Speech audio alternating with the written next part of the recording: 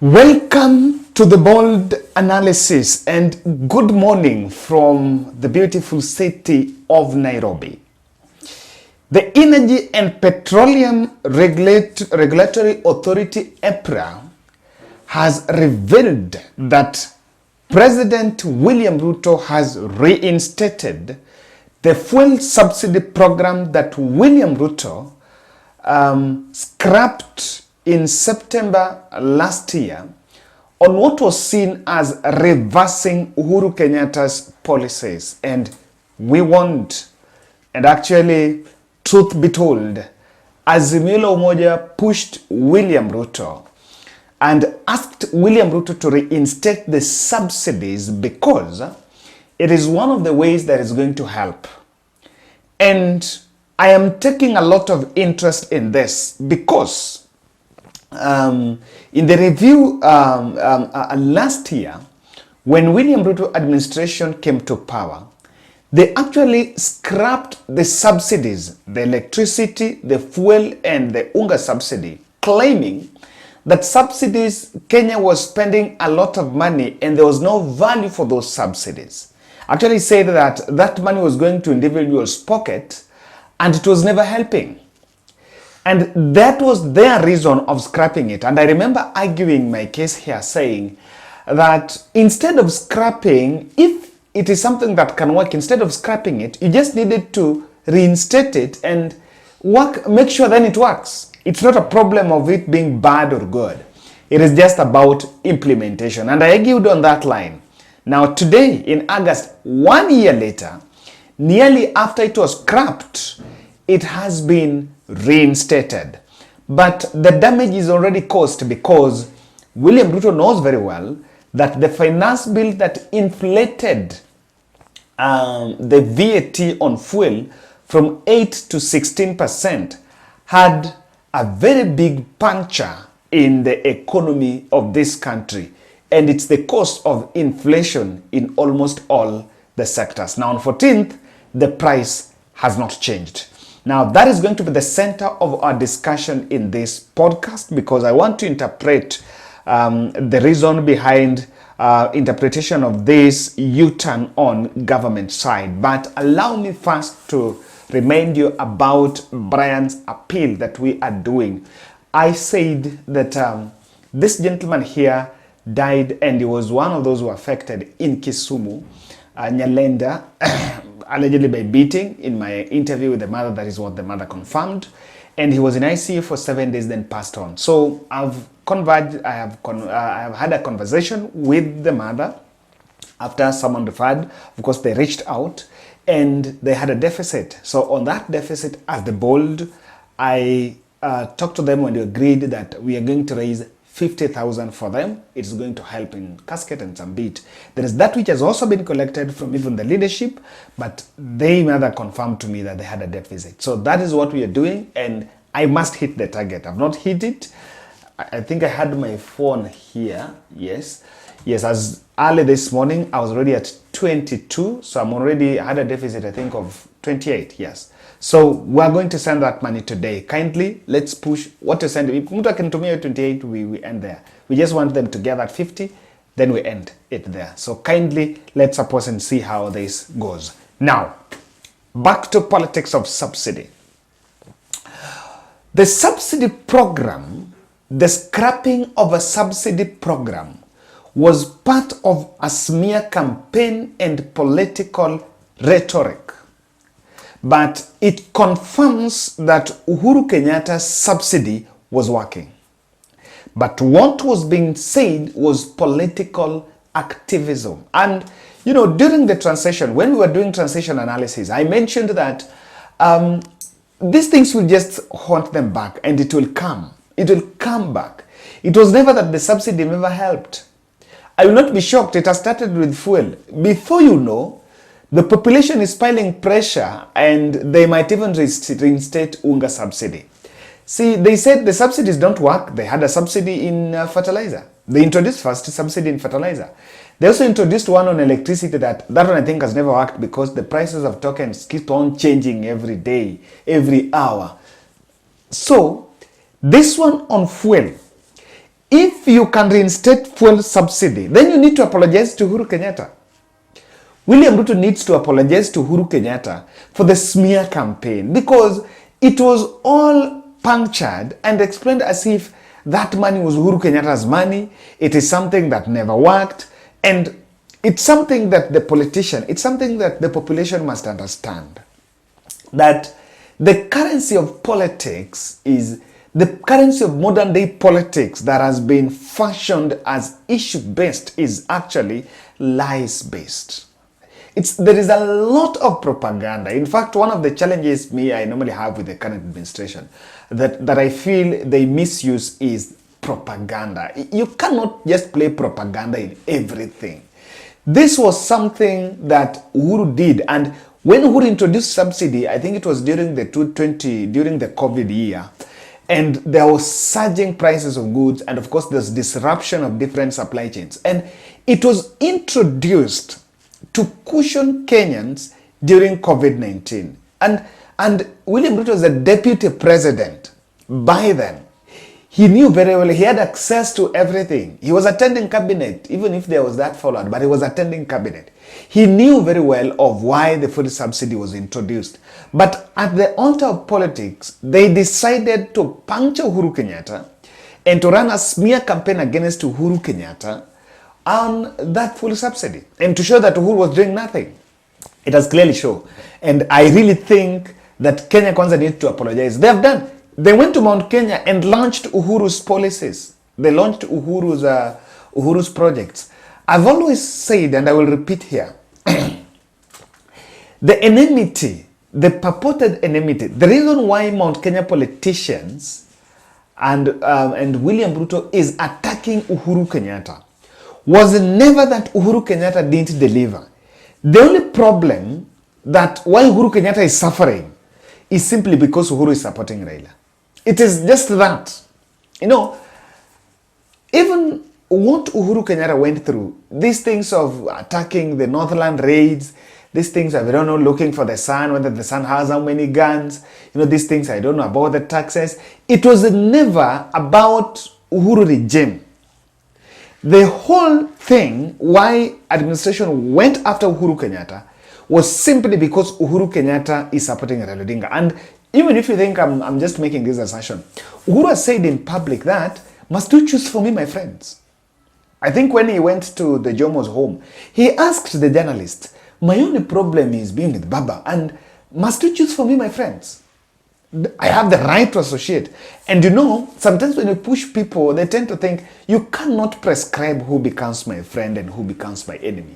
And what Ruto team and the Mount Kenya politicians have always wanted is to choose who is a friend to Ruto and who is a friend to, who should be a friend to Uhuru and who should be an enemy to Uhuru, which that is not how people operate.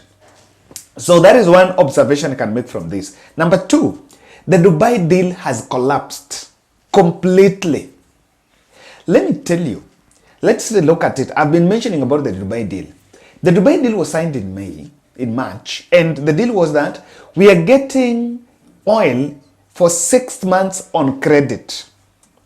Then, when we get that oil on credit, the understanding was that, you know, those people who normally import oil uses dollars. So the oil import consumes a lot of dollars, and then it creates a demand for the dollar. Now, the high demand for the dollar was believed to be the reason why the Kenyan shilling was dropping. So what what the textbooks economists did, and what they advised the president, and they did, is to go and enter into a deal with some United Arab Emirates, some 3 companies, and also took some 3 companies in this country, they handpicked, to use the better word, some 3 companies to import oil on credit for 6 months, with an understanding that because they're now buying oil on credit, the demand for the dollar will go down, and when the demand for the dollar goes down, they're going to manage now for Kenyan shillings. But as we speak, the dollar against Kenyan shillings has reached its highest, historic highest. Let me just Google today. Kenyan shillings, you know, this is pragmatic. Kenyan shillings to dollar. I just want to look for you the conversion rate. Kenyan shillings to dollar is at record how much? To look for 150. How much in Kenya today? 142. That was 14th. Today we are 15th. Yesterday, yes, it was 142. So it has even reached highest. So it means that a deal that was touted as one that is going to help us manage the prices, it was also said that because we are buying on bulk, we are going to manage the prices. Not knowing in September, expect a disaster. Expect a disaster because we are starting to pay. We are starting to pay the installment for that oil that we've been receiving on credit. Now, in any case we default, we are now going to receive it. Now, all the other oil marketers in the country were instructed that you are not allowed to import any oil apart from that deal. Lastly, Ruto's all sector disruption is putting him under pressure. And I want to explain this. Mtaani was saying that in the first term, Ruto and Uhuru were tight.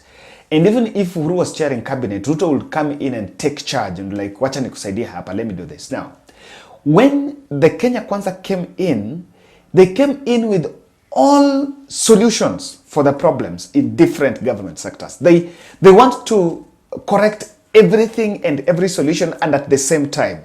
Well, this is what I'm saying.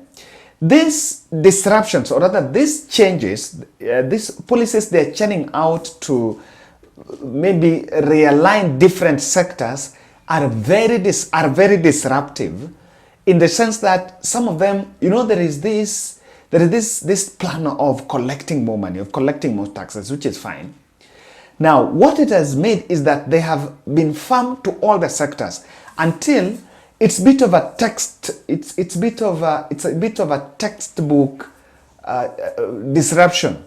This is what I'm saying. In the Ministry of Lands, they are reviewing land rates. So in the next 1 month, I know the prices of rent might hike. That is there. In the education sector, they are reviewing help and the education funding model, which has disadvantaged some parents. As we speak, some of us are in more than 10 WhatsApp groups collecting money for people to pay fees for their children. Now, in term 2 May, there was a fees review in secondary school, and there's something that was scrapped there, and we had now to go back and it was backdated. In the same year, we have hiked fuel levy by 16%. In the same year, we have had 1.5 deduction for the housing. In the same year, we have made some correction on NHF. Now, the same month, don't you think you're suffocating the population? In the same year, we are struggling with the sugar sector, and we've given some license to someone now to import. The sugar prices have remained record high. In the same year, the coffee in Mount Kenya is struggling. I saw a press briefing, a press invite today that Uhuru Gachagua is now going to open the auction house. There's just a lot of problems.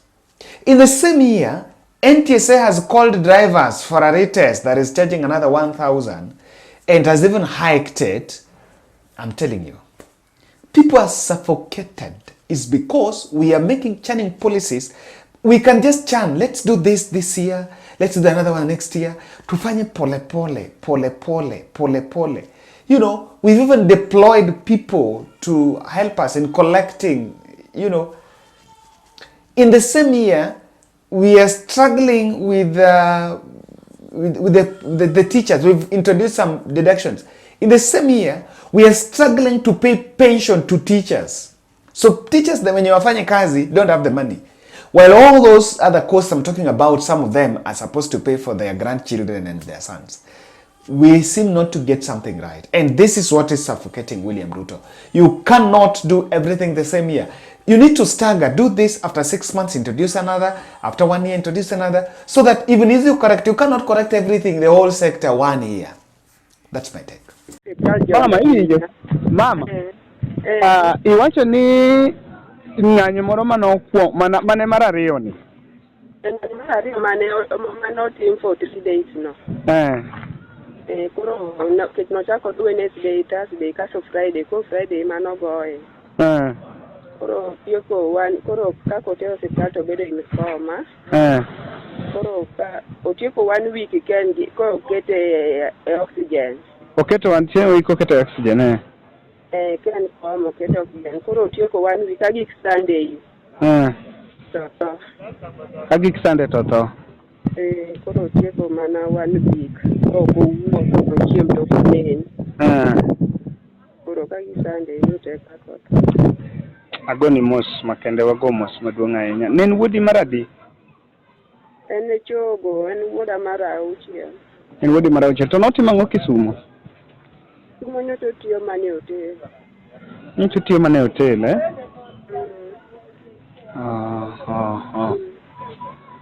Mos ahinya wachne to koro owacho ni useyudo kaka inyalo ang'o wacho ni useyudo cha? Kaka inyalo chul bill. Mar osiptal. Ne nitie nyaka mar osiptal, Ne nitie nyaka mar osiptal gi mar michari.